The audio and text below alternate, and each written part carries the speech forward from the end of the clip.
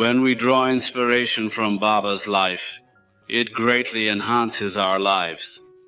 The power of that wisdom is profound. How humble they were and how those children conducted themselves, as well as how the people of the world behaved in various situations. How in that simple form, people did not recognize him. Although people refer to it as a simple form, I do not consider it to be simple.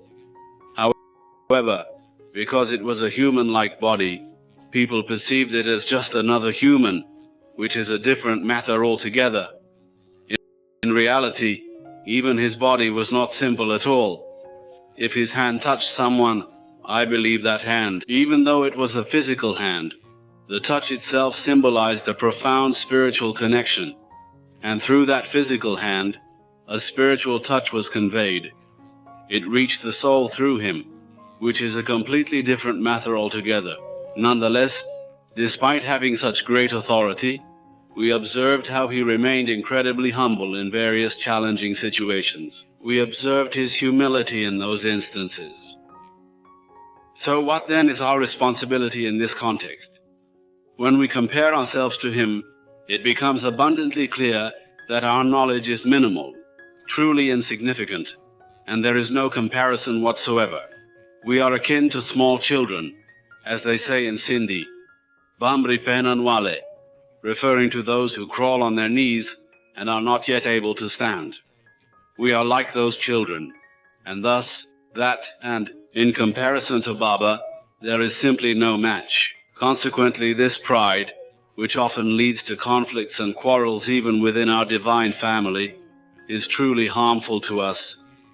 We must be ever mindful of this in our pursuit of knowledge. Otherwise, that knowledge will not have any significant impact on us and will not bring any substantial benefit to our lives. This knowledge won't bring any significant benefit to our lives. So we must understand this clearly. Moreover, Baba has conferred upon us numerous titles, many indeed. Just as Baba has referred to others as Kauravas or ignorant, he has honored us by calling us knowledgeable children, yogi children, tapasvi children, and many other titles as well. He grants us these titles periodically, and while it's important to take pride in them, we must also blend this pride with our spirituality and dedication to serving others. Finding this balance is vital, because otherwise, no matter how much we read the Murli, if we only read it and share it, people might think we are merely knowledgeable speakers who can only talk. That we are merely knowledgeable speakers who are adept at talking, but lack the practice of what we preach. They will observe the discrepancy between our words in the Murli and our actions in real life. Those who come close to us will soon realize that we are merely putting on a facade, speaking artificial words, while the reality of our behavior is entirely different. So we must be mindful of this. We must be mindful of this. That we address others with the utmost respect.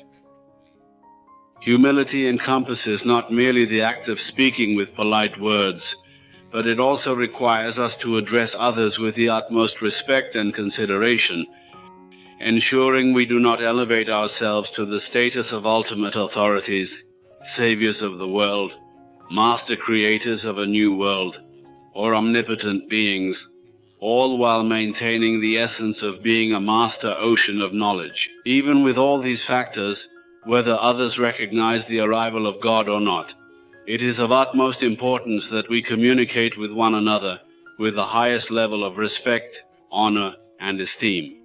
This is something we must deeply reflect upon, because if we fail to uphold this, the knowledge we possess will become entirely useless.